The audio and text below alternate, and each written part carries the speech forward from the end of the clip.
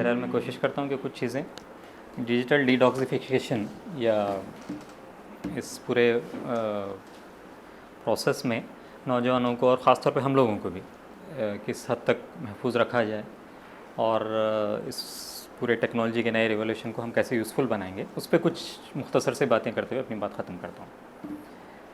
उससे पहले कि हम आगे बढ़ें, एक दो तीन चीज़ें मैं रखना चाहूँगा जो हो सकता है कि कवर नहीं हुई थी।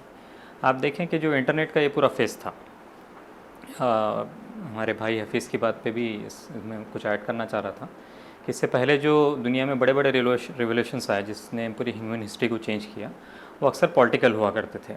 रोमन एम्पायर का अपराइजिंग कह लीजिए, या सिकंदर आया था उसके अपराइजिंग कह लीजिए, या फिर इस्लाम आया, क्रिश्चियनिटी आई, चंगेज़ खां का उरूज था, फिर वर्ल्ड वॉर्स हुए। ये सब जो है पॉलिटिकल इवेंट्स है जिसने पूरी ह्यूमन हिस्ट्री को चेंज किया। लेकिन हमारे रिसेंट डेज़ में एक बहुत बड़ी जो चेंज आई कि टेक्नोलॉजी ने, इंटरनेट ने, हालांकि बहुत सारे लोग इसको रिकग्नाइज़ नहीं करेंगे, लेकिन इंटरनेट का इन्वेंट ये इट्सेल्फ ह्यूमन हिस्ट्री का एक बहुत बड़ा इवेंट है, बहुत बड़ा इवेंट है कि जिसने पूरी ह्यूमन हिस्ट्री को, ह्यूमन लाइफ को, ह्यूमन नेचर को चेंज करके रख दिया, और जिस पे हम लोग आज बड़ी हद तक हम इसको समझ पा रहे हैं। लेकिन बैक 90s में, 2000 में शायद हम लोग उसको उतना समझ नहीं पाते थे कि इंटरनेट का इवोल्यूशन, इंटरनेट का आना ही इसने पूरी ह्यूमन हिस्ट्री को, ह्यूमन नेचर को, दुनिया के पूरे हालात को यकसर तरीके से तब्दील कर दिया। और टेक्नोलॉजी जो हर तरीके से तब्दील हो रही है, ये आइंदा के दिनों में शायद हो सकता है कि पॉलिटिकली, सोशली, इकोनॉमिकली हर चीज़ को ये डिराइव करे, बल्कि उसने करना शुरू कर दिया है। लेकिन आने वाले वक्तों में ये चीज़ और ज़्यादा प्रोमिनेंट हो जाएगी। आप इंटरनेट के अगर फेजेस देखेंगे तो 3 फेजेस में हम इसको हो सकता है कि डिवाइड करें। फर्स्ट जो फेज़ था वो 1980 से लेकर तकरीबन 2005-6 तक कह लीजिए, या 9-10 तक कह लीजिए, कि जिसमें मेजरली ये स्टैटिक कंटेंट का दौर था कि जहाँ पे आप जाएंगे, वेबसाइट डेवलप करेंगे, अपने कुछ कंटेंट्स डालेंगे, अपनी कुछ इन्फॉर्मेशन को लोगों के सामने पेश करेंगे, लोग देखेंगे। थोड़ा बहुत इंटरेक्शन हुआ करता था कि आपको कुछ फॉर्म्स, एडमिशन के फॉर्म सबमिट करने हैं, या कुछ ई गवर्नेंस वगैरह की चीज़ें और उस किस्म की बातें शुरू हो गई थी कि जिसमें लोग इन्फॉर्मेशन का इस्तेमाल, मतलब जो डेटा वहाँ पे फीड करते थे उसका इस्तेमाल कुछ प्रोसेसिंग के लिए, कुछ स्पेसिफिक टास्क के लिए किया जाता था। उससे बढ़ के लोगों का इंटरेक्शन, आम पब्लिक का इंटरेक्शन एक स्टैटिक यूज़र की हैसियत से, एक खामोश सामे की हैसियत से होता था। उसके बाद सेकंड फेज़ आया। ये सेकंड फेज़ तकरीबन 2009-10 से लेके अब तक चल रहा है, और इस फेज़ को जनरली जो है हम लोग डायनामिक यूज़र जनरेटेड कंटेंट का दौर कहेंगे, कि जिसमें एक आम यूज़र की हैसियत स्टैटिक या एक खामोश सामे से बढ़ के उसमें कंट्रीब्यूट करने वाले की हो गई है, कि आप सिर्फ पढ़ नहीं रहे हैं, आप सिर्फ देख नहीं रहे हैं, बल्कि उससे आगे बढ़ के एक आम आदमी, हो सकता है कि वो टेक्नोलॉजी का एक्सपर्ट ना हो, वो कोई गवर्नमेंट एजेंसी को रिप्रेजेंट नहीं करता हो, किसी कंपनी को रिप्रेजेंट नहीं करता हो, लेकिन हर आदमी जिसके पास इंटरनेट है उसके पास ये भी कैपेसिटी है कि वो he is going to contribute something to the internet. Good होगा, बैड होगा, अच्छा होगा, बुरा होगा, इट डजेंट मैटर, लेकिन वो किसी न किसी तरीके से इंटरनेट पे कंटेंट को जनरेट कर रहा है, उसको कंट्रीब्यूट कर रहा है। और उसकी जो सबसे बड़ी मिसाल है, जो सबसे बड़ा टूल है, वो सोशल मीडिया है। ट्विटर, फेसबुक, इंस्टाग्राम, स्नैपचैट वगैरह वगैरह वगैरह। इवन जो पिछले 5-6 सालों से जो बहुत बड़ा टूल यूज़ होता है, व्हाट्सएप हमारे इंडिया में। तो ये तमाम टूल्स ऐसे हैं कि जिसमें आदमी, एक आम आदमी डायरेक्टली, बिल्कुल बराह रास्त तौर पे अपने कंटेंट को इंटरनेट से शेयर कर रहा है। और जो इंटरनेट पे मौजूद कंटेंट है वो डायनेमिक है, बहुत ज़्यादा स्टैटिक नहीं है, बल्कि लोगों के ताउन से, लोगों के मेल मिलाप से वो कंटेंट वहाँ पर जनरेट हो रहा है। इसके बाद जो तीसरा मरहला आने वाला है, जो कि अब लोग कहते हैं कि शुरू हो गया है, कुछ लोग कहते हैं कि भी और आएगा, वो टेक्नोलॉजी के एकदम इंतहाई रैपिड इवोल्यूशन का, बहुत ज़्यादा धमाकेदार इवोल्यूशन का, बहुत ज़्यादा धमाका खेज़ उसमें तरक्की होने वाली है, उसका फेज़ आने वाला है। इस सेकेंड फेज़ में ही अगर हम देखेंगे तो हुआ ये था कि ना सिर्फ लोगों ने डायनामिक कंटेंट जनरेट करना शुरू कर दिया, बल्कि ह्यूमन लाइफ को, ह्यूमन नेचर को, ह्यूमन साइकोलॉजी को भी इसने रास्त और बेरास्त तौर पर इम्पैक्ट करना शुरू कर दिया। लेकिन ये भी 100% आबादी को दुनिया की इसने अभी तक कवर नहीं किया, लेकिन एक बड़ी हद तक, ख़ास तौर पर यूथ्स में, नौजवानों में, और वो लोग जो कि टेक सेवी हैं, एजुकेटेड हैं, उनकी एक बड़ी आबादी को, एक बड़े तबके को इस इंटरनेट ने इनडायरेक्टली या डायरेक्टली मुतासिर भी किया है। उनके सोशल बिहेवियर को मुतासिर किया है, उसको कंट्रोल करना शुरू कर दिया है। ये सब चीज़ें हमने अभी कुछ देर पहले डॉक्यूमेंट्री में भी देखी हैं। तो ये इस सेकेंड फेज़ का मरहला था कि जिसमें डायनामिक कंटेंट्स आए, इसने ह्यूमन लाइफ्स को मुतासिर करना शुरू कर दिया डायरेक्टली इनडायरेक्टली, और दुनिया की आबादी का एक बड़ा तबका, 100% तो अभी कवर नहीं हुआ, लेकिन एक बड़े तबके को इसने कंट्रोल करना, उसकी आदतों को कंट्रोल करना, उनके थॉट्स को कंट्रोल करना, ये भी मरहला इस सेकेंड फेज़ का हिस्सा था। अभी आगे जो चीज़ आएगी, जो लोग कहते हैं, वो इससे आगे बढ़ जाएगी। उसमें जो सबसे पहली बात जो मैं कवर करना चाह रहा था, भाई हफीज़ ने भी कवर किया, कि आगे जो आने वाला मरहला है उसमें लोग कहते हैं कि दुनिया की ये जो पूरी पॉपुलेशन है वो बॉर्डरलेस, जिसमें बॉर्डर्स का कंसेप्ट, डेमोक्रेसीज़ का कंसेप्ट, नेशन स्टेट का कंसेप्ट, ये सब डाइल्यूट हो जाएगा। कि यहाँ पर बैठे बैठे यहाँ का इंडिया के रहने वाले कुछ यूज़र ग्रुप हो सकता है कि अमेरिका के पॉलिटिकल सिस्टम को मुतासिर करें, वहाँ के लोगों के थॉट्स को मुतासिर करें, वहाँ के आदात को मुतासिर करें, लोगों के हैबिट्स को मुतासिर करें, वहाँ के लोग यहाँ के लोगों को मुतासिर करें, यूज़र इंटरेक्शन हो, लोगों का एक दूसरे से तालमेल हो, और उसकी बुनियाद पर वहाँ के लोग यहाँ के हैबिट्स को कंट्रोल करें, यहाँ के लोग वहाँ के हैबिट्स को कंट्रोल करें, उनके एक्शंस को कंट्रोल करें। ये सारी चीज़ें अब आगे के आने वाले मरहले में होने वाली हैं कि बॉर्डर्स का कंसेप्ट, नेशन स्टेट्स का कंसेप्ट, डेमोक्रेसीज़ का कंसेप्ट अभी आने वाले दिनों में बहुत ज़्यादा डाइल्यूट होता जाएगा, बहुत ज़्यादा डाइल्यूट होता जाएगा। आपने एक उसकी मिसाल दी थी कि ट्विटर पर जो हुआ अभी कि एक ट्वीट आया और फॉरेन मिनिस्ट्री को उसके ऊपर अपोलोजाइज़ करना पड़ा।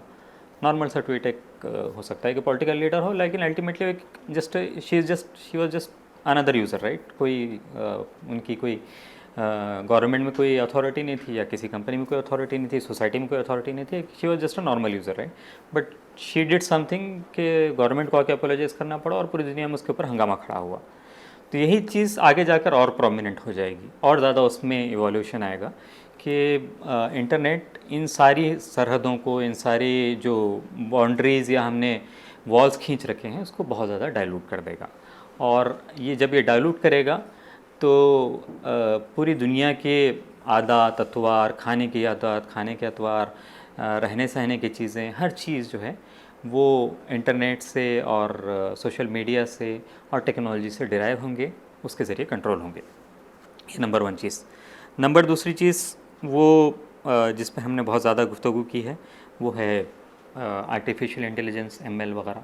इस पर हम बहुत ज़्यादा डीप में नहीं जाएंगे, लेकिन इट लुक्स लाइक कि ये आने वाले वक्तों में बहुत ज़्यादा प्रोमिनेंट भी होगा, इसमें बहुत सारे नए डेवलपमेंट भी आएंगे, और हमें ये नहीं मालूम कि ये हो सकता है कि जो इंसानी सिर्फ आदत अतवार को ही मुतासर न करें, बल्कि इंसान की एग्जिस्टेंस को भी चैलेंज करने लगे, जैसा कि आप बता रहे थे। हमें नहीं मालूम, हमें नहीं मालूम कि आगे जाकर इसका क्या हाल होने वाला है, लेकिन ये बात तो ज़रूर तय है कि इसका इवोल्यूशन, इसकी तरक्की ह्यूमन लाइफ्स को, ह्यूमन सोसाइटी को बहुत ज़्यादा मुतासर करेगी, AI ML की। और हम में से अक्सर लोग जानते होंगे जो अभी कुछ पिछले दिनों जो बड़े बड़े AI टूल्स आए, ChatGPT है, और सिर्फ ChatGPT तो टेक्सचुअल है, लेकिन इसी के साथ ही ऑडियो, विजुअल, ग्राफिकल, इस किस्म के बहुत सारे AI टूल्स की अब पिछले, आप उठाकर देख लीजिए, सिर्फ 3-4 महीनों के अंदर ही, पिछले जो ChatGPT के आने के बाद का जो मरहला है, सिर्फ 3-4 महीनों के अंदर ही ऐसे हज़ारों नए नए टूल्स की भरमार हो गई है। और वो सिर्फ ऐसे बिल्कुल नॉइस टाइप के नहीं हैं, बल्कि एक से बढ़ के एक हैं, और सिर्फ 3-4 महीनों के अंदर आए। तो आप अंदाज़ा कर सकते हैं कि अगले 4-5-6 सालों में इस मैदान में किस कदर तरक्की होगी। और सिर्फ मसला ये नहीं है कि वो हमारे इंसानों को कैसे मुतासिर करेंगे, या इंसानों को रिप्लेस कर देंगे, या किसी और चीज़ में कन्वर्ट करेंगे, बल्कि हमारी पूरी जो लाइफ है, हमारा जो पूरा एग्जिस्टेंस का सिस्टम है, उसको कैसे वो चैलेंज करने वाले हैं, that we have to watch for. अभी हमें नहीं मालूम वो चीज़। तो एक दूसरी बहुत बड़ी चीज़ है जो कि इस मैदान में होने वाली है। और तीसरी और आखिरी चीज़, मैं बस में बहुत ज़्यादा गुफ्तगू नहीं करना चाह रहा, तीसरी और आखिरी चीज़ जिस पर मैं अभी जस्ट कुछ देर पहले बात किया, वो है बॉडी ऑगमेंटेशन। कि ये डिवाइसेस और ये टेक्नोलॉजी सिर्फ आपको एक इनपुट देने की हद तक महदूद नहीं रहेगी, बल्कि आपको हर वक्त, हर लहजा, हर लम्हा सुनती भी रहेगी, देखती रहेगी, वॉच करती रहेगी। और ये सिर्फ देखना, सुनना, वॉच करना ही नहीं है, बल्कि उसका डायरेक्ट असर आपकी ज़िंदगियों पर भी पड़ने वाला है। लोग कहते हैं, अभी मतलब छोटी मिसालें देना चाह रहा हूँ, कि गूगल ग्लास आपने देखा था, गूगल ग्लास के बारे में सुना, वो आया, बहुत ज़्यादा वो फेमस नहीं हुआ, लेकिन लोग अभी भी उस पर काम कर रहे हैं। बहुत सारे लोग इस बात पे काम कर रहे हैं कि जो चिप्स हैं, इस पे शायद कुछ साईफाई मूवीज़ भी बनी हैं कि चिप्स जो है आपके बॉडी में इंस्टॉल कर दी जाएंगी, आपके ब्रेन में इंस्टॉल कर दी जाएंगी, जो ना सिर्फ आपके ब्रेन से डायरेक्ट चीज़ों को कैप्चर करेगा बल्कि उसको प्रोसेस भी करेगा, आपके पूरे आदत तत्वार को कंट्रोल करेगा, आपकी पूरे लाइफ को कंट्रोल करेगा। तो ये सारी चीज़ें भी लोगों के डिस्कशन में हैं, हमें नहीं मालूम कि आगे क्या टर्न लेंगी, क्या शेप लेंगी, लेकिन बॉडी ऑगमेंटेशन के technology directly interacting, directly implanted with your body is something which is going to happen very soon. ये बहुत जल्द होने वाला है और इसका डायरेक्ट असर हमारी लाइफ पर भी पड़ेगा। मैं एक चीज़ भूल गया, चौथी और आखिरी चीज़ है, वो है डिसेंट्रलाइज्ड इंटरनेट। अभी ये होता था कि इंटरनेट हर जगह से हर वक्त कनेक्टेड है। मैं इसमें बहुत ज़्यादा जाऊंगा नहीं क्योंकि टेक्नोलॉजिकल टर्म है, लेकिन एक जो टर्म इवॉल्व हो रही है डिसेंट्रलाइज्ड इंटरनेट, ब्लॉकचेन के बारे में आपने सुना होगा, right? So it's kind of part of this decentralised internet concept only. Crypto currency के बारे में आपने सुना होगा, है ना? डिजिटल करेंसी, क्रिप्टो करेंसी, वो भी kind of part of this decentralised internet. कि इंटरनेट को भी लोग डिसेंट्रलाइज करेंगे, पीयर टू पीयर नेटवर्क कायम होना, लोगों का कुछ ग्रुप्स का कुछ दूसरे ग्रुप से डायरेक्ट इंटरेक्शन होना और ऐसे इंटरेक्शन होना कि दूसरी दुनिया उसके बारे में ना जाने, ये सब भी इंटरनेट के आने वाले दौर के एवोल्यूशन है, वो आने वाला है और ये अगेन हमारी ह्यूमन लाइफ को बहुत ज़्यादा इम्पैक्ट करेगा। तो ये कुछ चीज़ें थी जो कि मेरा ख्याल था कि इम्पॉर्टेंट हैं, जो कि हमें इस लिहाज से समझना ज़रूरी है कि आने वाले वक्तों में इंटरनेट क्या टेक्नोलॉजी क्या तरक्की करेगी। ज़ाहिर सी बात है कि बहुत सारी चीज़ें इसमें अनप्रेडिक्टेबल हैं। हाँ, दुनिया लोग कुछ सोचते हैं कि ऐसे होगा, ऐसे होगा, ऐसे होगा, लेकिन टेक्नोलॉजी जिस तेज़ रफ्तार से तरक्की कर रही है वो किसी और मैदान में निकल जाती है।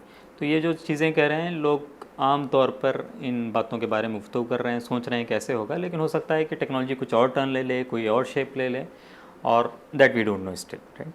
लेकिन कुछ चीज़ें मैं आपके सामने रखना चाह रहा था कि आने वाले वक्तों में इंटरनेट या टेक्नोलॉजी का क्या हाल होगा। आइए इसके बाद हम ये देखते हैं कि इस पूरे माहौल में भाई अब्दुल हफीज़ ने मुझे जो कहा था कि डिजिटल डिटॉक्सिफिकेशन ये कैसे हो सकता है, राइट? या हमें इस पूरे माहौल में कैसे आगे बढ़ना है, एक आम यूज़र की हैसियत से या एक इस्लामी तंजीम के कारकुन की हैसियत से हम इस पूरे माहौल को कैसे देखते हैं और क्या हमें रोल प्ले करना चाहिए एक आम यूज़र की हैसियत से, ठीक है? तो हम उसमें बहुत ज़्यादा टेक्नोलॉजी के डीप में नहीं जाते हैं, बल्कि कुछ सिंपल पॉइंट्स मैं आपके सामने रखता हूँ। उसके बाद अगर आप भी कुछ चीज़ें ऐड करना चाहते हैं, कुछ मशवरे देना चाहते हैं या आपके पास कुछ और ख़यालात हैं तो प्लीज़ शेयर। सबसे पहले ये कि डिजिटल डिटॉक्सिफिकेशन क्या है। डिजिटल डिटॉक्सिफिकेशन कि अगर आप इंटरनेट पर सर्च करें, वहाँ पर मालूमात हासिल करने की कोशिश करें, तो ये कोई ऐसी चीज़ नहीं है कि आपको डिजिटल दुनिया से या इंटरनेट से बिल्कुल आइसोलेट करने का नाम नहीं है, ठीक है? लोग उस पर भी बात करते हैं कि जाइए आप पहाड़ों पे रह जाइए या किसी ऐसे कुटिया में रह जाइए कि जहाँ पे आपको ना देखने वाला हो, ना सुनने वाला हो, ना कोई डिवाइस हो, ना कुछ हो। ठीक है, मतलब सुनने के लिए और इमेजिन करने के लिए तो बहुत अच्छी चीज़ है, लेकिन अगर प्रैक्टिकली देखें तो हो सकता है कि पूरी बिलियन पॉपुलेशन में 2, 4, 5, 6 लोग ऐसी हिम्मत कर लें, लेकिन हर एक के लिए तो ना पॉसिबल है और ना ये चीज़ मुमकिन है, राइट? ये पॉसिबल भी नहीं है और ना एक्सेप्टेबल है, क्योंकि दुनिया जिस मोड़ पर आ चुकी है, जैसे तरक्की कर चुकी है, उसमें आइसोलेट होकर रह जाना, छोड़ देना हर चीज़ को, ये ना डिज़ायरेबल है और ना मुमकिन है। तो digital isolation, complete isolation, it is something which is not possible, मुमकिन नहीं है, राइट? हमको इस चीज़ को एक्सेप्ट करना पड़ेगा। और ये इसलिए भी एक्सेप्टेबल नहीं है कि दुनिया के जो मुख्तलिफ उमूर हैं, गवर्नमेंट के उमूर हो गए, आपकी डे टू डे लाइफ की चीज़ें हैं, आपकी शॉपिंग हो गई, जाके बाज़ार से कुछ चीज़ें ख़रीदना है, आपके बच्चों की तालीम है, सोशल फैब्रिक्स हैं, हर चीज़ में कहीं ना कहीं हम टेक्नोलॉजी से जुड़ चुके हैं। तो अगर आप ये चाहते हैं कि उसको कम्प्लीटली ख़ारिज कर दें, निकाल दें, तो आपकी लाइफ ऐसी हो जाएगी जैसे आप 21वीं सदी में या रहते हुए आप 19वीं सदी की या 20वीं सदी की लाइफ जीना चाहते हो, which is practically not possible, right? तो इस बात को मैं इसलिए भी रखना चाह रहा था बात कि इस किस्म के थॉट्स, इस किस्म के ख्यालात भी आपको लोगों के पास मिलेंगे कि हमें हर चीज़ से कट जाना चाहिए, पूरी डिजिटल वर्ल्ड से कट जाना चाहिए। मतलब आप कितना भी सोचें तो हमें कहीं ना कहीं जाकर कुछ ना कुछ रोड ब्लॉक मिल ही जाता है, राइट? इसमें इंटरनेट में आप जैसा बता रहे थे कि कंट्रोल करना भी चाहेंगे तो कुछ चीज़ें ऐसी हैं जो कि कंट्रोल नहीं होती, पॉसिबल ही नहीं है बहुत सारी चीज़ों को कंट्रोल करना। तो जब कंट्रोल कर ही नहीं सकते तो why we should even go into that hole, हम बाहर क्यों ना आ जाएं। तो इस किस्म के ख्यालात भी आपको मार्केट में, दुनिया में लोगों के सामने मिलेंगे कि हम बिल्कुल आइसोलेट हो जाएं, छोड़ दें चीज़ों को, किसी ऐसी जगह जाकर लोग बस जाएं कि जहाँ पर इस पूरी टेक्नोलॉजी से, इस पूरे इंटरनेट से कोई ताल्लुक़ ना रहे। लेकिन प्रैक्टिकली ये चीज़ ना वायबल है ना पॉसिबल है, इसको हमें सबसे पहले समझना पड़ेगा। नंबर दूसरा कि फिर क्या है डिटॉक्सिफिकेशन। तो ये कि आइसोलेशन तो पॉसिबल नहीं है, लेकिन आइसोलेशन के साथ जो चीज़ें ह्यूमन लाइफ को ख़ास तौर पे एथिकल ग्राउंड पर, हेल्थ ग्राउंड पर और सोशल ग्राउंड पर, ठीक है, और भी कुछ ग्राउंड्स हो सकते हैं। फर्स्ट तो एथिकल है कि हमारे अखलाकियात, सोशल क्राइम्स हो रहे हैं, ये हो रहे हैं, आपने बहुत सारी चीज़ों को देखा। तो इसको कैसे कंट्रोल किया जा सकता है, हम लोग उसको कैसे बच सकते हैं, नंबर वन। नंबर दो फिज़िकल है। फिज़िकल में एडिक्शन वगैरह की भी चीज़ें आ गई कि ये हमारे मेंटल हेल्थ को मुतासिर कर रहा है, ये हमारे फ़िज़िकल डेवलपमेंट को मुतासिर कर रहा है, ये इंसानों पर स्ट्रेस डाल रहा है, राइट। स्ट्रेस के अभी अगर हम लोग को कुछ देर पहले मैं पढ़ रहा था कि अमेरिका में, यूएस में तकरीबन 18% लोग, ऑलमोस्ट 18% लोग एक सर्वे के मुताबिक ऐसे हैं कि जो कहते थे कि हमारे लाइफ में स्ट्रेस है किसी न किसी वजह से, और इस स्ट्रेस का बड़ा रीज़न जो है वो उनका डिजिटल वर्ल्ड से कनेक्शन है, ठीक है। हर थोड़ी देर में मैं फ़ोन उठाता हूँ, चेक करता हूँ कि मेल आया नहीं आया, राइट। ये एक बहुत कॉमन बीमारी है आईटीएंस में कि 5 बजे ऑफिस होने के बाद भी चेक करते रहते हैं कि मेल आया नहीं आया, किसी का मेल आया, ठीक है, मेल आया होगा, सुबह 9 बजे जाके देख लीजिए, जिसका भी आया उसको रिप्लाई कर दीजिए। लेकिन हमारे मोबाइल पर, टैबलेट पर वो आउटलुक इंस्टॉल रहता है, आप देखते रहते हैं कि चेक करते हैं मेल आया नहीं आया। तो फिर अगर किसी ने कुछ मान लीजिए कि ऐसी चीज़ आ गई है कि जो आपको दूसरे दिन स्ट्रेस देने वाली है, कि कोई क्लाइंट आपको शाउट कर दिया, कुछ भी हो सकता है, जो दूसरे दिन आपको स्ट्रेस देने वाली है सुबह 9 बजे, वो आपको एक दिन पहले 6 बजे से स्ट्रेस देना शुरू कर देती है, राइट। तो वो जो तकरीबन कितना 15 आवर्स का एक्स्ट्रा वक्फ़ा है, वो स्ट्रेसफुल लाइफ का आपके पास ऐड हो जाता है। तो ये अमेरिका, मैंने जैसे कहा कि एक बड़ी स्टडी थी कि एक बहुत बड़ा तबका वहाँ पे स्ट्रेसफुल है, लाइफ उनकी स्ट्रेस से जूझ रहे हैं, और उसका एक बड़ा रीज़न उनका हर वक्त सोशल मीडिया से, इंटरनेट से कनेक्टेड रहना है। मैं तो एक मिसाल दिया छोटी, ऐसे बहुत सारे और भी चीज़ें हो सकती हैं। फेसबुक पे आप स्क्रॉल करते रहते हैं, ऐसी बहुत सारी चीज़ें फेसबुक आपको दिखाता है कि जिसमें आपको इंटरेस्ट नहीं है, गैर ज़रूरी दिखाता है, और वो खामखा आपके जहन को बोझ भी बनता है, वो आपको स्ट्रेस भी देता है ना। कुछ लोग कह रहे थे कि जो लिंचिंग वगैरह के वाक़यात हो रहे हैं, मैं उसको कम नहीं कर रहा, जाहिर सी बात है कि हुए, लेकिन इससे पहले भी बहुत सारे होते थे। लेकिन वो जिस फ्रीक्वेंसी से आपको दिखाया जाता है सोशल मीडिया पे, वो बहुत सारे लोगों को स्ट्रेस में भी ला रहा है, उनको नेगेटिव थॉट्स की तरफ भी ढकेल रहा है, और ऐसा लग रहा है कि बस पूरे हिंदुस्तान में हर जगह जो है यही सिचुएशन है, यही कुछ हो रहा है और उसका कोई मुस्तकबिल नहीं है। लेकिन प्रैक्टिकली ये सिचुएशन नहीं है ना। जाहिर सी बात है कि नेगेटिव वाक़यात भी हो रहे हैं, मज़ालिम भी हो रहे हैं, सब कुछ हो रहा है, लेकिन वो जिस फ्रीक्वेंसी आज से लोग देखते हैं उसको फेसबुक पे, वो बहुत ज़्यादा नेगेटिविटी की तरफ एक आम नौजवान को ढकेलता है। तो ये एक दो मिसालें मैंने आपके सामने दी। तो बोलना ये था कि ये फ़िज़िकली जो आदमी को इफ़ेक्ट करता है सोशल मीडिया या इंटरनेट, ये एक दूसरा इम्पैक्ट का एरिया। पहले मैंने कहा सोशली क्या मुतासिर कर रहा है, दूसरा फ़िज़िकल में आपका मेंटल स्ट्रेस, मेंटल हेल्थ और लोगों से कटना वगैरह है, ठीक है। और तीसरा जो है इथिकल चीज़ें। तो इन 3 चीज़ों के बारे में हम लोग को डिस्कस करना है कि डिजिटल डिटॉक्सिफिकेशन या ये जो पूरा टर्म ईजाद हुई है, ये इन 3 चीज़ों में हमको कैसे बैलेंस कर सकता है, कैसे उसको हम कंट्रोल कर सकते हैं। ज़ाहिर सी बात है, मैंने जैसे कहा कि बहुत सारी चीज़ें हैं जो कि अभी तक कंट्रोलेबल हैं, उसको लोग सोच रहे हैं, लोग उसके बारे में गौर व फिक्र कर रहे हैं, और कंप्लीट आइसोलेशन भी पॉसिबल नहीं है। लेकिन एटलीस्ट जितना चीज़ें हमारे पास कंट्रोल में हैं, जितनी चीज़ें हम कर सकते हैं, उसको कुछ हद तक कंट्रोल करने का नाम ये डिजिटल डिटॉक्सिफिकेशन यानी आपके अंदर कुछ जहर आ गया या कोई अनवांटेड चीज़ आ गई, और detoxification is just to get rid of it, eradicate करने का नाम।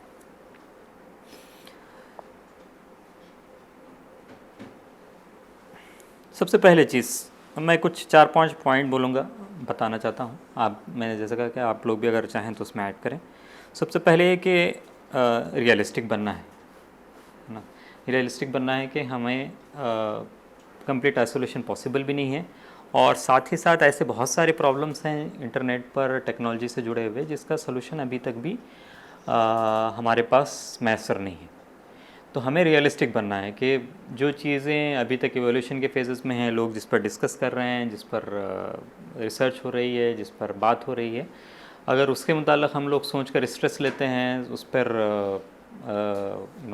हमारा जहन नेगेटिव ख़यालात की तरफ भागता है, so that is something which is not Webel.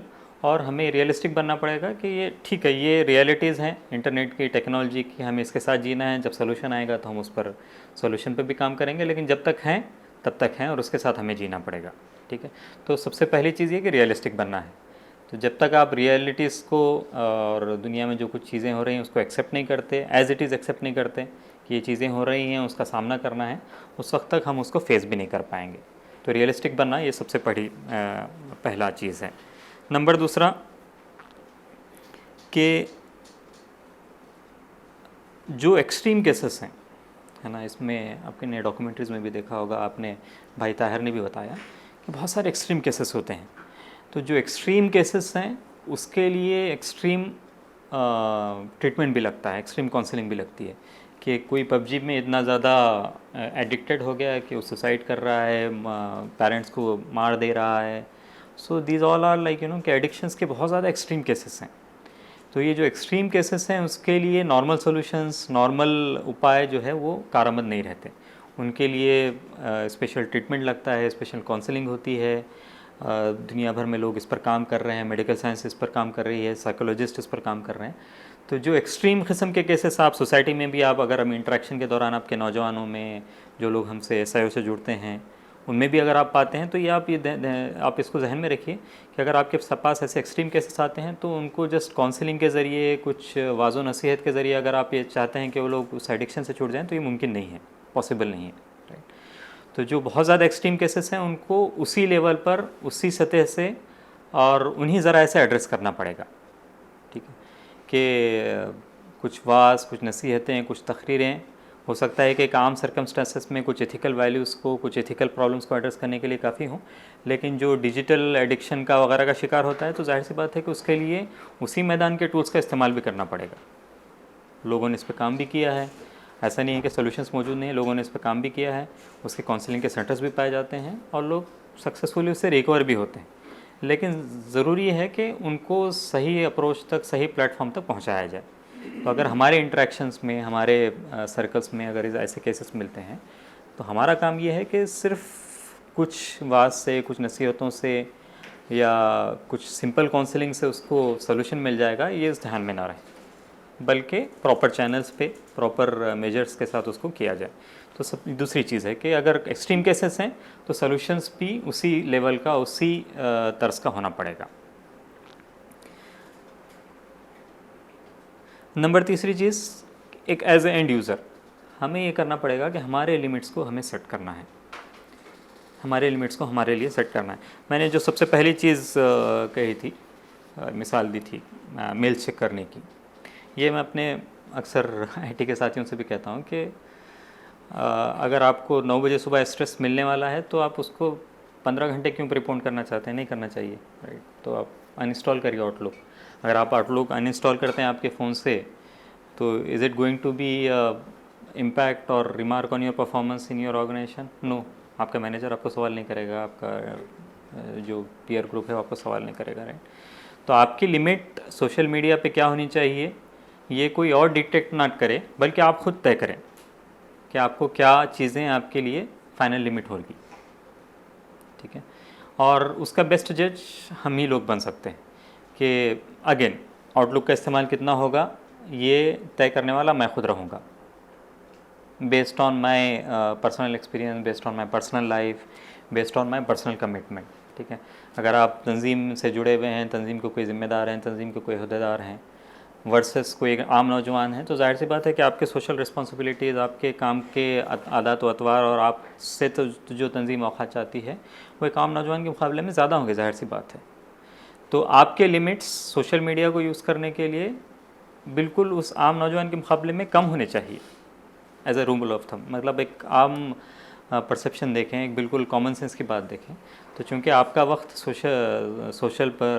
Social issues पर, ग्राउंड पर ज़्यादा लगता है एक आम नौजवान के मुकाबले में, तो आपकी टेक्नोलॉजी को यूज़ करने की लिमिट्स भी उस आम नौजवान के मुकाबले में कम होनी चाहिए, क्योंकि आपके पास वक्त किसी और चीज़ के लिए दरकार है, राइट। तो आपको लिमिट जो सेट करना है वो कोई और डिक्टेट ना करे, बल्कि आप खुद तय करें कि आपको किस चीज़ का इस्तेमाल किस हद तक करना है, किस सोशल मीडिया प्लेटफॉर्म को या इंटरनेट के किस ऐप को आप किस हद तक यूज़ करेंगे। ये चीज़ तय करने वाले हम खुद बने, कोई और डिक्टेट ना करें, ठीक है। उसमें बहुत सारी सिंपल टिप्स आपको इंटरनेट पे मिल जाएंगी कि जैसे लोग कहते हैं कि आप रूल ऑफ थंब बना लें कि खाना खाते वक्त मैं मोबाइल का यूज़ नहीं करूँगा, या सोने से 1 घंटा पहले, आधा घंटा पहले मैं मोबाइल रख दूँगा, उसके बाद यूज़ नहीं करूँगा। या फिर सुबह जब उठूँगा, सो उठते ही फजर के बाद या जब भी आप उठते हैं उसके बाद मैं अपने डेली लाइफ शुरू करने तक इंटरनेट का यूज़ नहीं करूँगा, वगैरह वगैरह। ये कुछ रूल ऑफ थम्स हैं जो कि आमतौर पे लोग जो डिटॉक्सिफिकेशन करना चाहते हैं वो लोग इस्तेमाल करते हैं। लेकिन all again it entirely depends on your own perception, your own habits, your own work. आप जो काम कर रहे हैं तो आपको अपने लिमिट्स खुद से सेट करने पड़ेंगे कि आप अपने लिए बेस्ट जज हैं। एक और कॉमन चीज़ जो कि मैं कुछ दिन पहले शायद उस पर पोस्ट भी वायरल हो रहा था कि मस्जिद से बाहर जैसे ही निकलते हैं तो लोग इस तेज़ रफ्तारी से मोबाइल चेक करते हैं जैसे कि कोई OTP आया नमाज कबूलियत करें।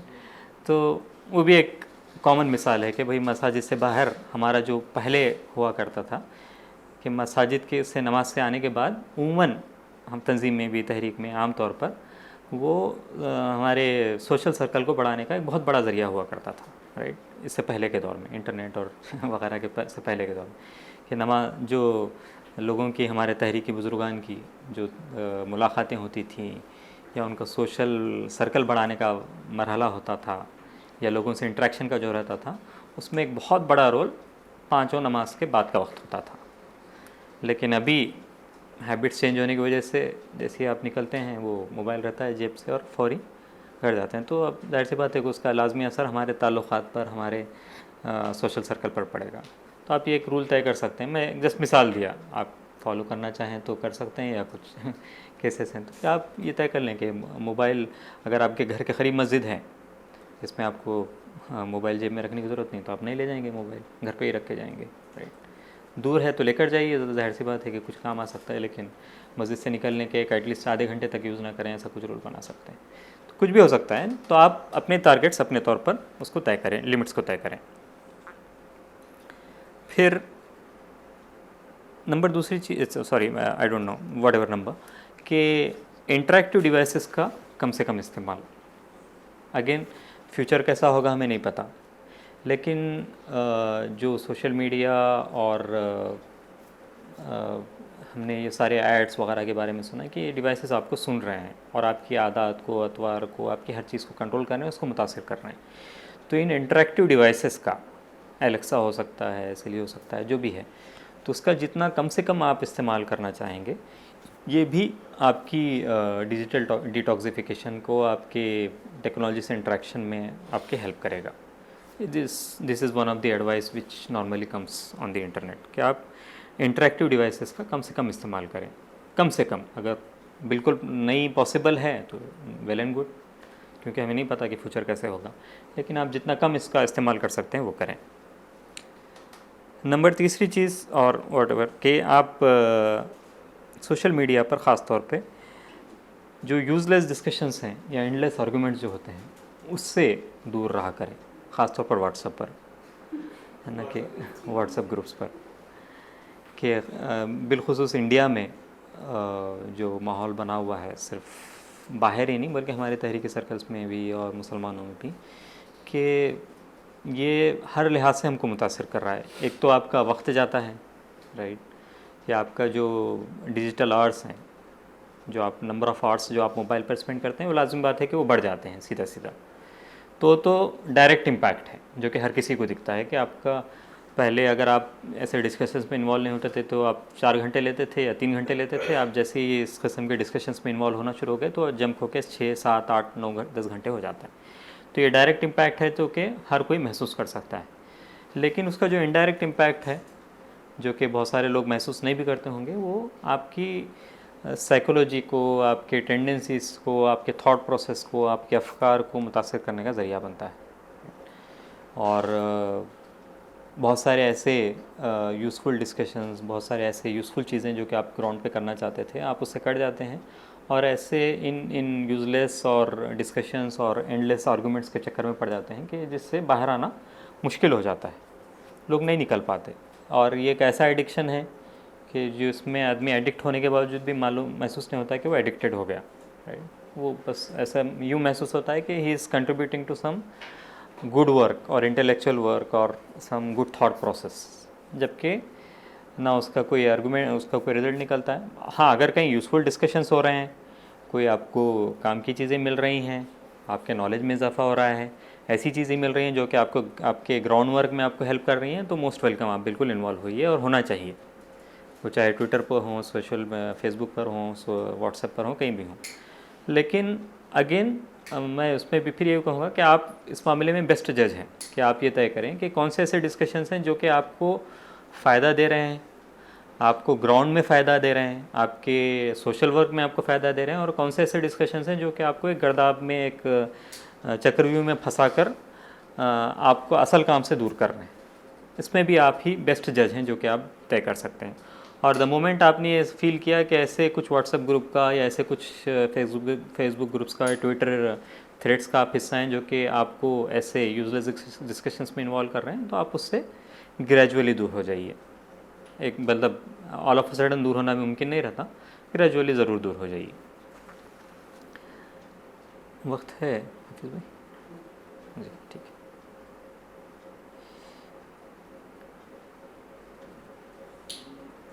एक और चीज़ वो है और ख़ास तौर पे हमें सहयोग के कारकुन के हिस्से से उसमें सोचना भी चाहिए और आम लोगों को भी इसमें मोटिवेट करना चाहिए कि ग्राउंड वर्क के लिए, ग्राउंड से मुराद something which is away from internet and technology and social media, ground work के लिए आप कुछ अपने टारगेट सेट करिए और उन ग्राउंड वर्क को करने के लिए उस टारगेट को आप बिल्कुल बहरहाल अचीव करने की कोशिश करिए।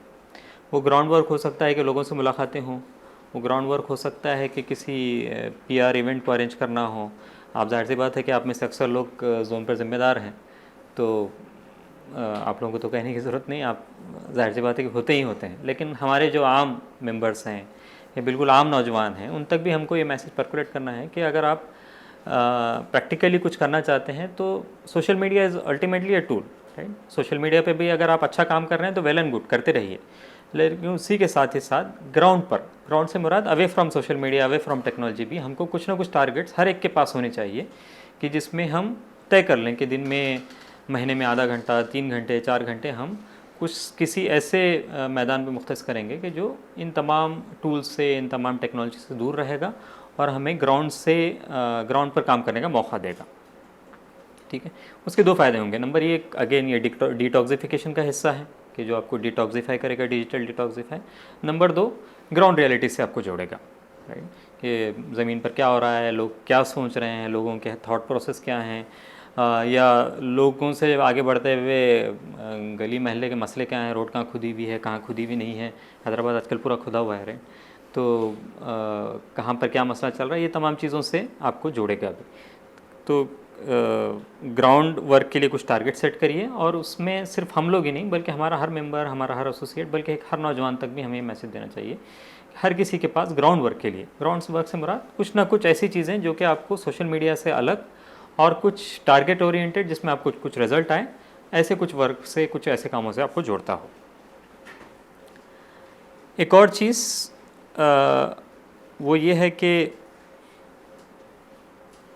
लोग करते हैं, इस पे भी आपको बहुत सारे इंटरनेट पे और जो लोग साइकोलॉजी के माहिर हैं उनके पास भी ऐसे सॉल्यूशंस मिलते हैं कि डिजिटल फास्टिंग है या डिजिटल फ्री वीक है। डिजिटल फास्टिंग एक नया टर्म आया, डिजिटल फास्टिंग, राइट, या digital free week, digital free month है।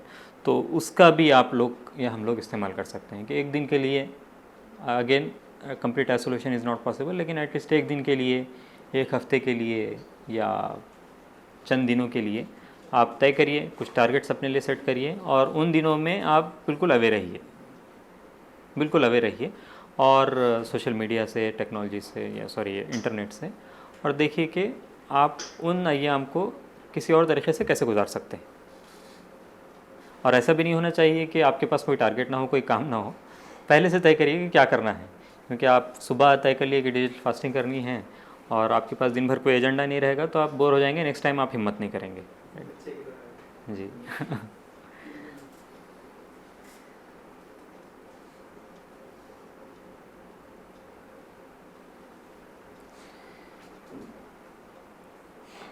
एक और चीज़ वो ये है कि जिसमें ख़ास तौर पर नौजवान ख़ास तौर पर यूज़ बहुत ज़्यादा इन्वॉल्व होते हैं कि सोशल मीडिया पर या आपके मोबाइल पर कौन कौन से ऐप आपको वाकई में हैं जो कि आपको फ़ायदा दे रहे हैं, वो भी तय करना एक डिजिटल डिटॉक्सिफिकेशन का हिस्सा है। आपका फ़ोन है, इसमें फेसबुक भी इंस्टॉल है, ट्विटर इंस्टॉल्ड है, इंस्टाग्राम इंस्टॉल है, स्नैपचैट इंस्टॉल्ड है, व्हाट्सएप है, उसके बाद फिर आजकल स्विगी, जोमेटो वगैरह भी बहुत सारे एड्स आपको भेजते रहते हैं। फिर उसके साथ ही साथ न्यूज़ के ढेरों आपके ऐप्स आपके मोबाइल पर हैं, NDTV, CNN, ये वो वगैरह वगैरह। तो इतने सारे नोटिफिकेशंस आपके पास आते रहते हैं कि वो नोटिफिकेशंस पढ़ते पढ़ते ही हमारे बहुत सारे लोगों का पूरा दिन निकल जाता है। तो ये भी चीज़ मतलब सोशल डिटॉक्सिफिकेशन का हिस्सा होता है कि आप ये तय करें, ठीक है आप नए दौर में जी रहे हैं तो आप बिल्कुल हर किस्म के ऐप से आप बाहर चले जाएं, अकाउंट्स डिलीट कर दें, ये सोल्यूशन शायद पॉसिबल ना हो, लेकिन एटलीस्ट डिसाइड करिए कि मैं कहाँ पर कंट्रीब्यूट कर पा रहा हूँ, कहाँ पर मुझे कुछ फ़ायदा मिल रहा है, वही चीज़ मैं रखूँगा और बाकी चीज़ें मैं निकाल रख दूँ। इंस्टाग्राम अगर आप यूज़ नहीं करते तो व्हाट्सएप यूज़ निकाल दीजिए एटलीस्ट, तो वो जितने नोटिफिकेशंस आ रहे हैं जिसमें आप स्क्रॉल करते हैं जिसका आपको कोई फ़ायदा नहीं होता, उतना टाइम आपका बच जाएगा। न्यूज़ है, न्यूज़ तो आपको हर वक्त, हर लहजा, हर लम्हा कहीं ना कहीं से मिलते ही रहती है। तो इतने सारे न्यूज़ ऐप्स की वाकई में आपको आपके मोबाइल पर ज़रूरत है या नहीं है, तय करिए। नहीं है तो निकाल दीजिए, क्योंकि अगर वो न्यूज़, जो भी न्यूज़ आ रही है, अगर एक दिन भी बाद मिलती है तो अगर आपका अगर कोई बहुत बड़ा नुकसान नहीं हो रहा है, so let's keep our self away from it, right. तो ये सब सारी चीज़ें भी आपके जो डिजिटल यूज़ है उसको मिनिमल करने के लिए फ़ायदेमंद होगा। एक और चीज़ कि आपको प्लान बनाना पड़ेगा, प्लान बना के उसको एग्जीक्यूट भी करना पड़ेगा, और एग्जीक्यूट करते हुए आपको हर लम्हे अपने प्रोग्रेस को मॉनिटर करना होगा कि आपने तय किया कि 1 साल के अंदर मैं अपना, आज age of today I am using internet for 11 hours, by end of the year I will use maybe 8 hours, 7 hours, whatever. मैं IT में हूँ, ठीक है, तो मैं तो 9 घंटे मुझे लैपटॉप के सामने रहना होता है, तो अगर मैं टारगेट सेट करूँ कि 8 घंटे यूज़ करूँगा तो it's not possible for me, मुमकिन नहीं। तो 8 घंटे तो है ही हैं, सॉरी 9 घंटे तो है ही हैं। 9 घंटे के अलावा 1 घंटा 2 घंटा जो भी है मैं एडिशनल यूज़ करता हूँ, तो मेरे लिए हो सकता है कि जो एक अच्छी रेंज हो वो 10-11 घंटे की हो। उससे ज़्यादा अगर मैं यूज़ करता हूँ तो मेरे लिए हाई यूज़ है। लेकिन अगर आप IT जॉब में नहीं, कोई और वर्क कर रहे हैं जिसमें आपको हमेशा कंटिन्यूस लैपटॉप के सामने नहीं बैठना है, तो आपके लिए 2 या 3 घंटे भी काफ़ी हैं, 4 घंटे भी काफ़ी हैं, राइट। तो मेरा टारगेट आपके टारगेट से हो सकता है कि मुख्तलिफ हो। तो आप टारगेट ख़ुद के लिए तय करिए कि इतना मुझे यूज़ करना है, साल के आखिर तक मुझे इतना करना है, और फिर उसके लिए प्लान भी बनाइए, टारगेट भी सेट करिए कि फ़लाँ मरहले से फ़लाँ मरहले 3 महीने के अंदर मैं फ़ेसबुक का अनइंस्टॉल करूँगा, या 3 महीने के अंदर मैं इंस्टाग्राम अनइंस्टॉल करूँगा, उसके बाद न्यूज़ की वेबसाइट्स को इतना मिनिमल करूँगा, वगैरह वगैरह। और हर मरहले पर आपने अपने प्रोग्रेस को चेक भी करते रहिए कि मैंने वाकई में टारगेट अचीव किया नहीं किया, अगर किया है तो फिर आगे क्या टारगेट होगा, नहीं किया है तो फिर उसको कैसे अचीव करना पड़ेगा, ठीक है। मुझे नहीं मालूम कि ये सारे टिप्स आपको कितना हेल्प करेंगे, लेकिन ये कुछ ऐसी चीज़ें हैं कि जो नॉर्मली बहुत सारे एक्सपर्ट्स इसको सजेस्ट भी करते हैं, यूज़फुल भी हैं लोगों के लिए, लोगों ने उसको अडॉप्ट किया और उसको कामयाब भी हुए। तो कोशिश करते हैं हम लोग, देखते हैं कि कितना कामयाब होते हैं। तो ये कुछ चीज़ें थी जो कि मैं आपके सामने रखना चाह रहा था। प्राइवेसी एक टॉपिक था जो कि मैंने छेड़ा नहीं, बहुत बड़ा टॉपिक है और उस पर अगर हम गुफ्तगू करेंगे तो आखिर में लंबा होगा, तो इंशाल्लाह किसी और मौके के लिए उसको उठा कर रखते हैं।